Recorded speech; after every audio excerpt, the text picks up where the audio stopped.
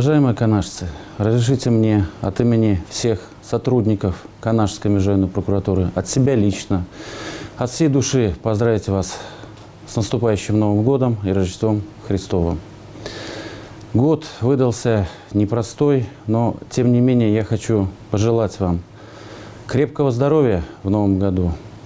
Все то плохое, что было в ушедшем 2017 году, осталось в этом году, а все хорошее перенеслось в новый 2018 год.